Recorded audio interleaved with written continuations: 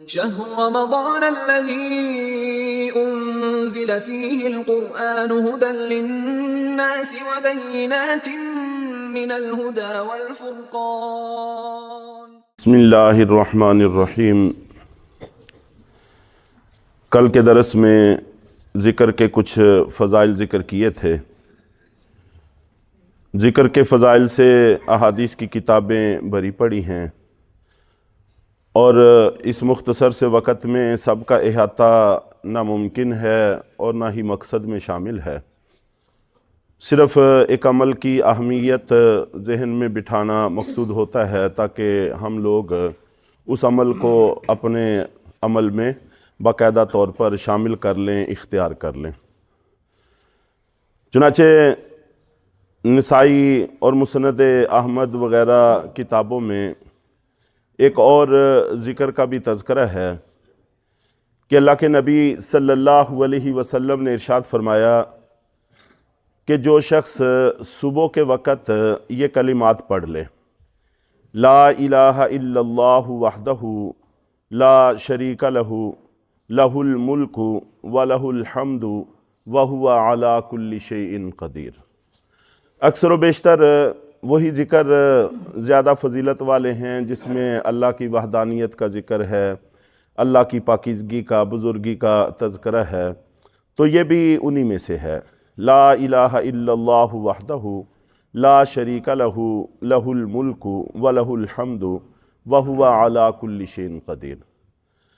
آپ نبی پاک صلی اللہ علیہ وسلم نے ارشاد فرمایا کہ جو شخص صبح کے وقت ان کلمات کو پڑھ لیتا ہے تو اللہ رب العزت اس کے نامہ اعمال میں حضرت اسماعیل علیہ السلام کی اولاد میں سے 10 غلام آزاد کرنے کا ثواب لکھتے ہیں۔ حضرت اسماعیل علیہ السلام کی اولاد وہی نبی پاک صلی اللہ علیہ وسلم کا خاندان ہے۔ ویسے تو کسی بھی غلام کو آزاد کرنے پر بڑا ثواب ہے، بڑی فضیلت ہے، اور اگر وہ مسلمان ہو تو فضیلت اور بڑھ جاتی ہے، اور 4 چاند لگ جاتے ہیں،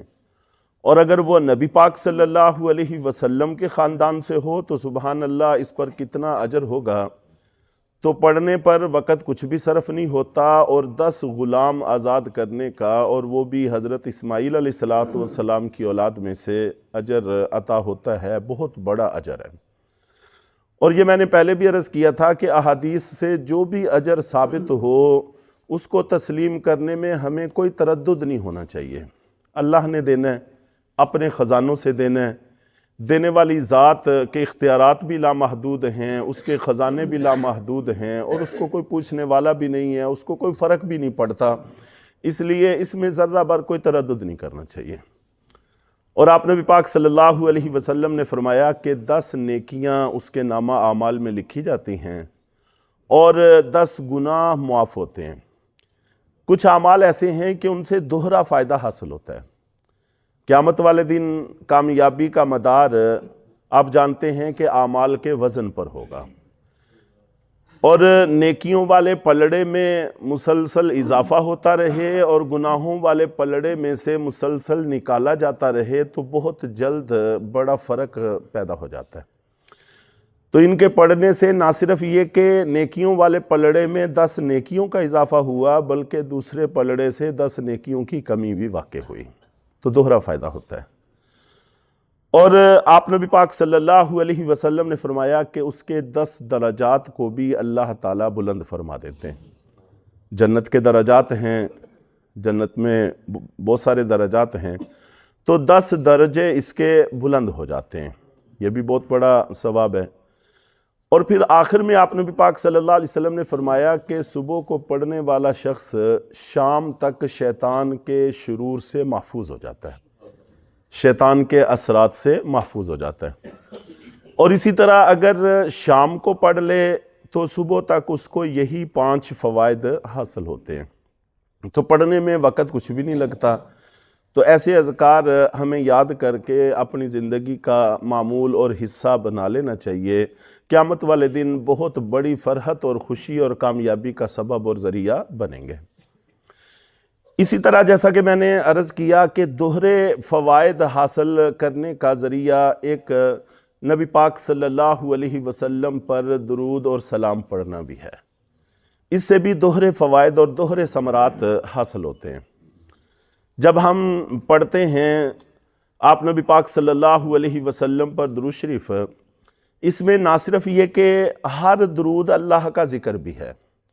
چنانچہ احادیث میں بے شمار درود مذکور ہیں جو اللہ کے نبی صلی اللہ علیہ وسلم نے اپنی امت کو سکھائے، اور کئی سارے علماء نے ان کو ایک کتاب میں جمع بھی کیا ہے، اور اچھی خاصی ضخیم کتاب بن جاتی ہے ان سارے درود شریفوں پر مشتمل۔ تو جو بھی درود شریف آپ نے سکھایا ہے اس میں اللہ کا ذکر ضرور ہے، تو چنانچہ جب بھی ہم درود شریف پڑھتے ہیں تو اللہ کے ذکر کے سارے ثمرات اور فوائد بھی ہمیں خود بخود حاصل ہو جاتے ہیں، کیونکہ اس میں اللہ کا ذکر موجود ہے۔ اور اس کے ساتھ ساتھ جیسا کہ احادیث سے ثابت ہے کہ اللہ کے نبی صلی اللہ علیہ وسلم نے فرمایا کہ میرے پروردگار کی طرف سے میرے پاس ایک آنے والا آیا، کوئی فرشتہ آیا، اور اس نے آ کر مجھے یہ بات کہی کہ اللہ تعالیٰ فرماتے ہیں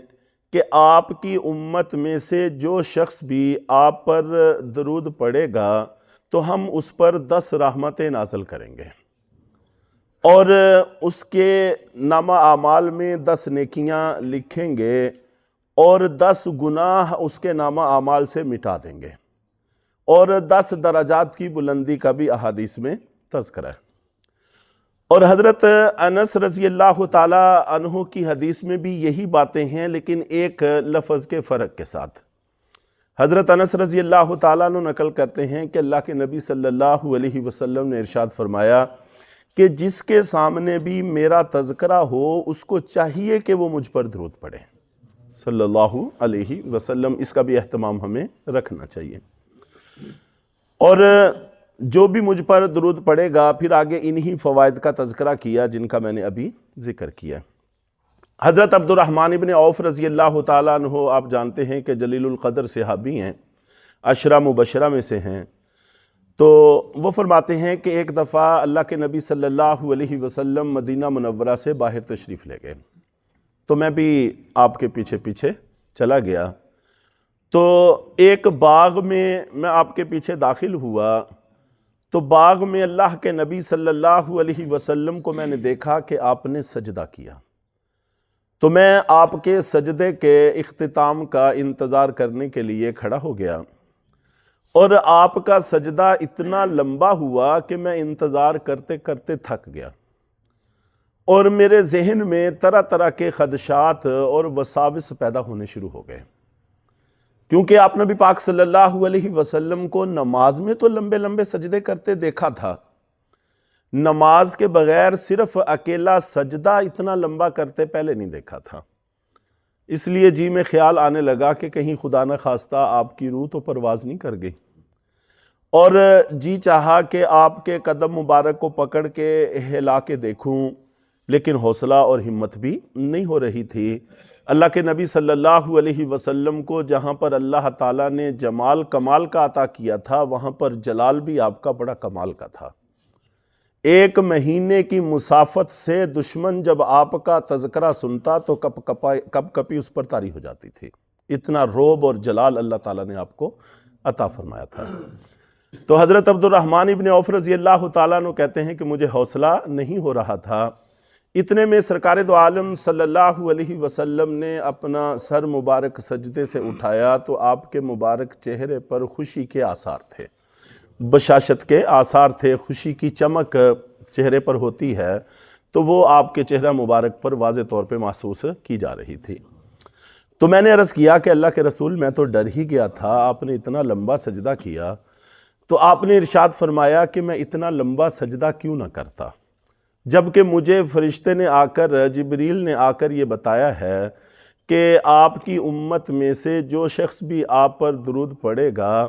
تو میں اس کے نامہ اعمال میں 10 نیکیاں لکھوں گا، 10 گناہ معاف کروں گا، اس کے 10 درجات بلند کروں گا۔ تو میری امت کو نجات کا، بخشش کا اتنا آسان طریقہ مل گیا ہے، تو اس پر مجھے خوشی ہوئی ہے، بشاشت ہوئی ہے، اس پر یہ میں نے سجدہ شکر ادا کیا۔ چنانچہ ہمیں اس کی قدر کرنی چاہیے، ہمیں ضرورت ہے اس بات کی کہ ہم اس نعمت کی قدر کریں۔ سب سے افضل درود ابراہیم ہے جو ہم نماز کے اندر پڑھتے ہیں، جس میں رحمت کا بھی تذکرہ ہے، برکت کا بھی تذکرہ ہے، اور سب سے آسان اور سب سے زیادہ پڑھا جانے والا، لکھا جانے والا درود صلی اللہ علیہ وسلم ہے، اور جتنا بھی مختصر ہو اس کے اندر یہ ساری چیزیں موجود ہیں۔ اللہ کا ذکر بھی موجود ہے، صلی اللہ، یہاں پر اللہ تعالیٰ کا تذکرہ موجود ہے، اور درود بھی ہے، اور وسلم آخر میں سلام بھی ہے۔ مختصر ہے،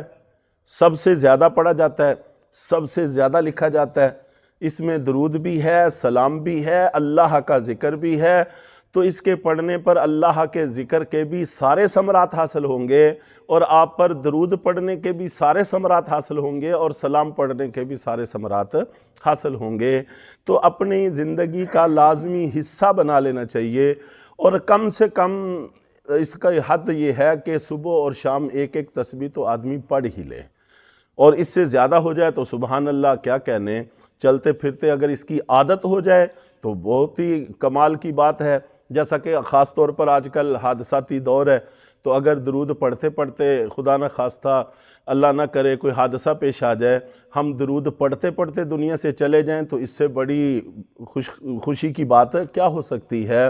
تو اس لیے خاص طور پر سفر میں آتے جاتے موبائلوں میں مصروف ہونے کے، اور آگے پیچھے دائیں بائیں نظریں گھمانے کے، اپنے آرام سے اللہ کی طرف توجہ کی ہوئی ہو اور درود شریف پڑھتا ہوا آدمی سفر کرتا چلا جائے، تو یہ بڑی مبارک عادت ہے۔ اللہ تعالی ہم سب کو اپنانے کی توفیق عطا فرمائے۔